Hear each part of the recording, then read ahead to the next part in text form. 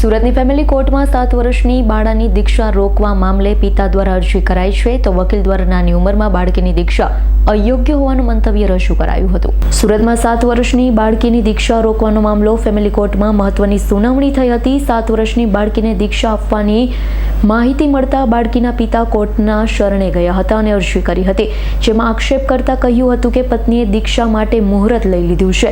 દીક્ષા વિવાદના કારણે દંપતીને 6 મહિનાથી અલગવાસ છે તો પિતાએ પરિચિતથી પાસેથી દીક્ષા વિશે ખબર પડતા બનાવ બહાર આવ્યો હતો।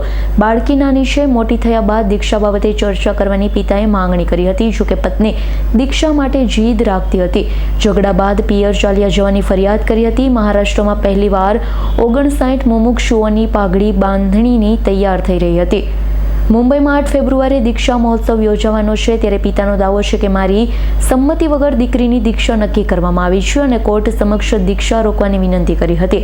તો નાની ઉંમરની બાળકીની દીક્ષા અયોગ્ય હોવાનું વકીલે મંતવ્ય આપ્યું હતું, ત્યારે દીક્ષા પર મનાઈ મુકાય તે માટે કોર્ટમાં જોરદાર દલીલો થઈ હતી। Bureau report S9 news Surat. અમારી તમામ માહિતીથી અપડેટ રહેવા માટે જોડાયેલા રહો S9 ન્યૂઝ સાથે।